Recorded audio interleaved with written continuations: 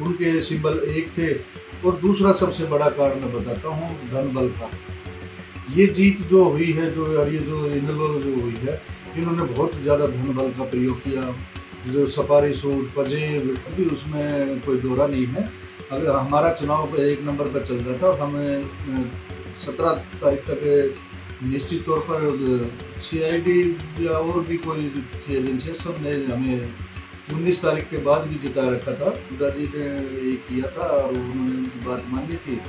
उसमें कुछ भाइयों के संदेश में कमी रही या कुछ भी रहा। चुनाव के परिणाम भी आ चुके हैं और यहाँ तक कि निर्वाचन अधिकारी विजयी प्रत्याशी को सर्टिफिकेट तक दे चुके हैं विजय श्री का। लेकिन इसके बावजूद भी बहादुरगढ़ निकाय चुनाव में जो प्रत्याशी थे उनमें आरोप प्रत्यारोप का दौर शुरू हो गया है। इनेलो, भाजपा और कांग्रेस के साझा प्रत्याशी तीनों ही एक दूसरे पर आरोप लगा रहे हैं। लेकिन वास्तविक रूप में सच्चाई क्या है, इस मुद्दे पर जानने के लिए हमारे बीच हैं कांग्रेस की साझा प्रत्याशी राम बतेरी जी और उनके प्रतिनिधि रवि खत्री जी, जिन्होंने चुनाव का कैंपेन चलाया।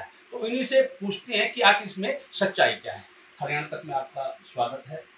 राम बतेरी जी, आप कांग्रेस की साझा प्रत्याशी थी बहादुरगढ़, तो शुरू से जब प्रचार जो देखा जा रहा था उससे ऐसा लग रहा था कि कांग्रेस अन्य पार्टियों सबसे ऊपर है। ऐसे क्या मामला सामने आया कि आप आखिरी समय पर पिछड़ते? पहले तो मैं बहादुरगढ़ की जनता का तहे दिल से धन्यवाद करती हूँ, जो उन्होंने हमें इतना मान सम्मान और सहयोग देकर 19,000 वोट तकरीबन दिए हैं और हमें तीसरे नंबर पर लाए हैं।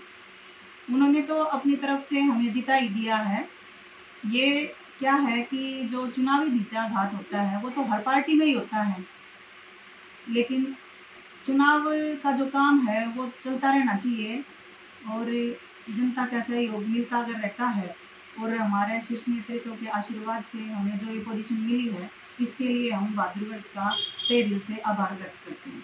तीनों ही पार्टियों में, इनेलो की बात की जाए, भाजपा की बात की या आपकी बात की जाए साझा प्रत्याशी की, तीनों ने एक दूसरे को कड़ी टक्कर दी है। लेकिन आखिरी समय में ऐसा क्या हुआ कि आप तीसरे नंबर पर आए? देखिए, ये जो है कुछ पार्टी के ही जो समर्थित उम्मीदवार के साथ जो प्रचार जिन्होंने भरा था और कुछ लोग हैं जो स्वार्थ की राजनीति करते हैं। तो जो स्वार्थ की राजनीति करते हैं उनका जो क्या मकसद होता है ये तो वही जाने, लेकिन इसी स्वार्थी राजनीति की वजह से ही अच्छी पोजीशन लेकर भी कई बार पीछे रह जाते हैं कैंडिडेट से। राम बतेरी जी, आप बताएं, आपने राम बतेरी जी का चुनाव कैंपेन चलाया है, आपको अच्छी ढंग से जन समर्थन मिल रहा था, लेकिन ऐसा क्या हुआ कि सारा सब कुछ उलटफेर हो गया?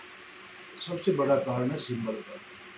हमारे पास सिंबल नहीं होते हुए हमने निर्दलीय चुनाव लड़ा। आशीर्वाद दीपेंद्र हुड्डा जी का, भूपेंद्र हुड्डा जी का और राजेंद्र जी का हमारे ऊपर आशीर्वाद था, लेकिन सिंबल सबसे बड़ा कारण रहा, क्योंकि हमारा सिंबल नया था, उनका पुराना सिंबल था। और जो पार्षद का हमारे का सबका सिंबल अलग हो गया, हमारा अलग हो गया। इसमें वो वोट मांगने में संकोच हो गया, वो एक ही वोट मांग पाए, 2 वोट नहीं मांग पाए।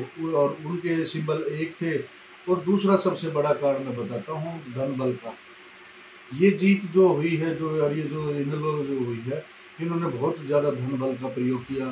जो सफारी सूट, पजेब, सत्ताधारी पार्टी में आप देख सकते हो कि वो अपने वार्ड से भी हार चुकी, जो चेयरपर्सन बनी है। चुनाव उनका नहीं था, ये तो बाद में हाँ बहुत ज़्यादा धन बल का प्रयोग करने के कारण हमने अपने सत्ते की जीत, अपने काम पे, अपनी निष्ठा पे, अपने व्यवहार पर वोट मांगी। इन्होंने धन बल पर और जो भी हथकंडे अपनाए वो करे। आपने प्रेस वार्ता के दौरान कांग्रेस के ही कुछ लोगों पर भीतरघात करने के आरोप लगाए, इसको लेकर के आप क्या कहेंगे?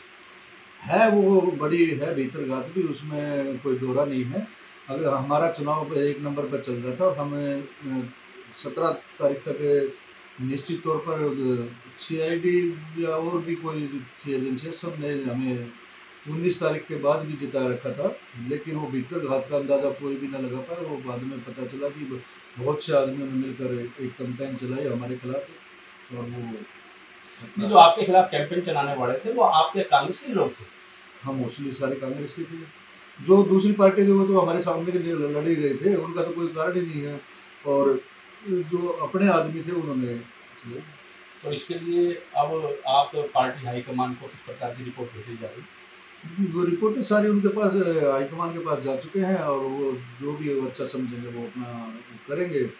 इसमें हम बार बार उनको नहीं कहेंगे, हमने आगे पार्टी को और मजबूत करने के लिए काम करना है, और हम अपने जो ये आदमी हमसे जुड़े हैं इन और आदमियों का इजाफा करके आने वाले चुनाव में हम पार्टी को जीत की ओर ले जाएंगे।